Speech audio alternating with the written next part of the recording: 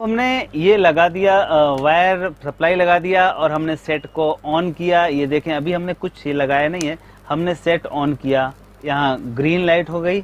अब हमको दूसरा ध्यान देने वाली बात क्या है कि हम देख लेंगे कि जो पैनल की सप्लाई निकल रही है वो कितना वोल्टेज निकल रही है। आप देखें मीटर पे, आप देखें पैनल की जो सप्लाई 3.2 वोल्ट निकल रही है। ये पहले चेक कर लें, 3.2 वोल्ट निकल रही है और पैनल हमारी है 5 वोल्ट की। तो इसके बाद तुरंत जो ध्यान देने वाली बात है वो ये है कि ये जंपर कहाँ लगाना है। ख्याल रहे, अगर ये जंपर लगाना आपने भूल गए तो तुरंत ही आपकी पैनल उड़ जाएगी।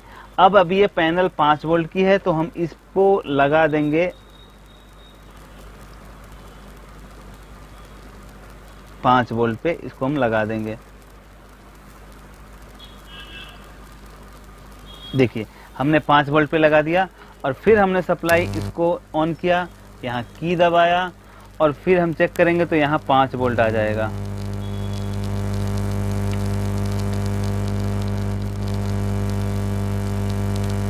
आप देखिए मीटर पे 5 वोल्ट आ गया यहाँ पे। अब दूसरी बात मैं बताना चाहूंगा, अगर इसी जंपर को फिर से हम लगाएंगे 12 वोल्ट पे,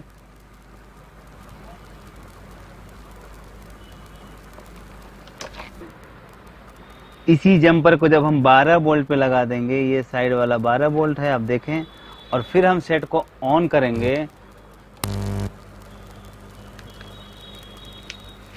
तो सेट को ऑन करने के बाद यहाँ 12 वोल्ट आएगा। आप मीटर पे ध्यान दें, देखिए 12 वोल्ट आ रहा है। तो अब आपको शायद ये कॉन्सेप्ट समझ में आ गया होगा कि ये जंपर सिलेक्शन का मतलब क्या है। जंपर सिलेक्शन का मतलब ये है कि हमारा सामने पैनल कितने वोल्ट की है उतने वोल्ट पे हम इसको लगा देंगे। 5 वोल्ट की पैनल है हमारी तो हमने लगाया 5 वोल्ट पे, इसको हमने वापस लगाया और फिर चेक करेंगे और ये हो गया 5 वोल्ट, यहाँ से रिलीज हो गया।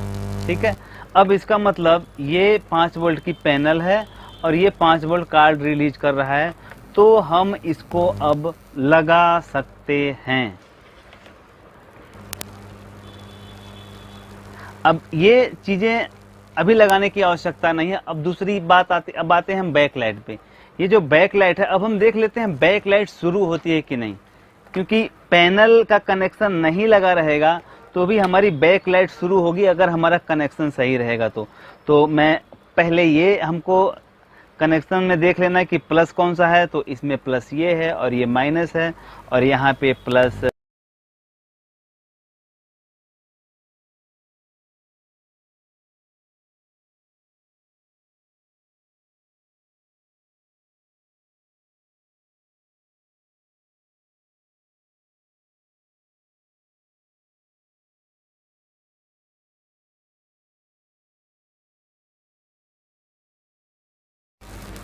ये जो इस तरफ का है वो प्लस है, उस तरफ का माइनस है, इसमें प्लस ये है माइनस ये है। हमने इसको सीधे लगाया, आप देख सकते हैं,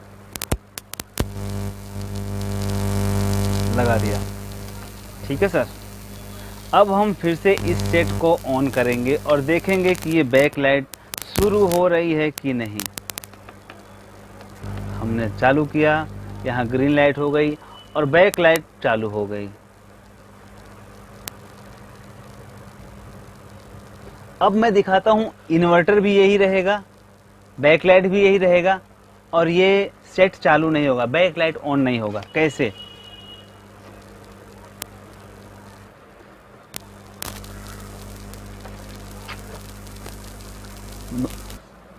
अब देखिए इन्वर्टर वही है, बोर्ड भी वही है, इन्वर्टर भी वही है और मैंने इसको चालू किया, ये देखिए लाइट भी चालू हुई, लेकिन ये बैक लाइट नहीं जल रही है। इन्वर्टर सर वही है, क्यों नहीं जल रही है हम वो देखेंगे। अक्सर आप लोगों के सवाल ऐसे होते हैं, तो मैं बताना चाहूँगा अब हमको क्या करना है। ये बैक लाइट तो जल नहीं रहा है इस इन्वर्टर पे, तो इसका रीज़न क्या है, इसके रीज़न को हम ढूंढते हैं। तो हम सबसे पहले चेक करेंगे ये हमारा बैक लाइट कितना वोल्ट करंट ले रहा है। उसके लिए हमको ये वायर यहाँ से निकालेंगे। और फिर ये हमारे पास बैक लाइट टेस्टर है जो मैं आपको दिखाना चाहूँगा। ये देखिए बैक लाइट टेस्टर है जो लगभग सब टेक्नीशियन के पास होता ही है। तो हम इससे चेक कर लेंगे ये बैक लाइट शुरू होने के लिए कितना करंट ले रही है। ये देखिए ये बैक लाइट शुरू हो गई, आप देख पा रहे हैं, और ये करंट ले रही है सर 34.9 मतलब 35 वोल्ट ये ले रही है। इस बैक लाइट को ऑन होने के लिए 35 वोल्ट करंट की आवश्यकता है। और इस इन्वर्टर पे जल क्यों नहीं रहा है वो देखने वाली बात है, वो हम ढूंढ रहे हैं कि क्यों नहीं जल रहा है। तो हमने अब इस इन्वर्टर का आउटपुट वोल्टेज चेक करना है। सेट ऑन होने के बाद इन्वर्टर आउटपुट वोल्टेज कितना दे रहा है। और ध्यान रखें आउटपुट वोल्टेज जब भी चेक करना हो तो आप इसको लगा करके ही चेक करें, क्योंकि अगर इसको लगाएंगे नहीं तो ये वोल्टेज तो एक बार बनेगा बहुत ज़्यादा, पर वो ड्रॉप होते होते कम हो जाएगा। तो हमने लगा दिया है और अब आप मीटर पे थोड़ा सा ध्यान दें और अब हम सेट को ऑन करेंगे और ये कितना वोल्टेज इन्वर्टर आउटपुट कर रहा है वो हम देखेंगे। हमने लगा दिया, देखिए 29 वोल्ट, आप देख पा रहे हैं मीटर में 29 वोल्ट ये इन्वर्टर आउट कर रहा है।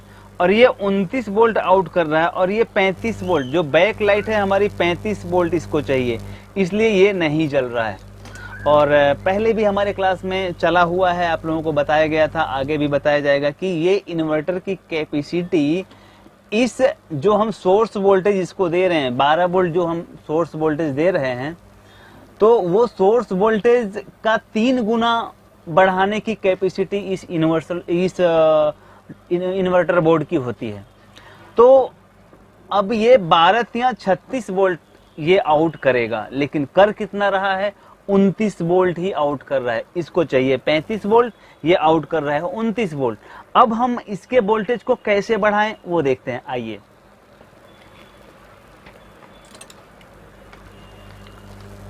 एक चीज और यहां बताना चाहूंगा, आप कभी इसको निकाल के चेक करेंगे तो क्या होगा वो आप देखें। अगर आपने बैक लाइट का कनेक्शन नहीं लगाया है और आप इसको ऐसे चेक करेंगे तो यहाँ देखिए बनेगा कितना 73 वोल्ट, 66 वोल्ट, 56 वोल्ट, 49, 39, 35 और ये वोल्टेज बहुत ज्यादा बूस्टअप हुआ, लेकिन ये डाउन होते होते डाउन होकर के 0 आ जाएगा, क्योंकि इसको यहाँ लोड हमने नहीं दिया है। इसका ये प्रिंसिपल है, आप इसलिए हमेशा लोड दे करके ही इसे चेक करें। आपको ऐसा लगेगा कि 60 वोल्ट तो निकाल रहा है लेकिन ये 35 वोल्ट की है तो भी नहीं जल रही है, तो ध्यान रहे कि आप इसको लोड दे करके ही चेक करें। अब हम क्या करेंगे, इसमें देखिए एक यहाँ पॉइंट दिया हुआ है जो रेजिस्टेंस लगे हुए हैं और उस रेजिस्टेंस को हमको ग्राउंड करना है। अगर वो रेजिस्टेंस को हम ग्राउंड करेंगे तो ये वोल्टेज बढ़ना शुरू हो जाएगा। आपने देखा था कि ये 29 वोल्ट दे रहा था, अब हम इसमें एक रेजिस्टेंस और ग्राउंड कर दे रहे हैं जो कि इसके मोसपेट से लगा हुआ है। हमने 2 ग्राउंड कर दिया मान लीजिए। अब हमने 2 ग्राउंड किया, अभी भी 3 पॉइंट बाकी हैं ग्राउंड करने के लिए, लेकिन 2 ग्राउंड करने के बाद क्या सिचुएशन होता है वो हम देखते हैं। तो हमने 2 पॉइंट ग्राउंड किया है, आपने देखा है, और अब हम फिर से शुरू कर रहे हैं।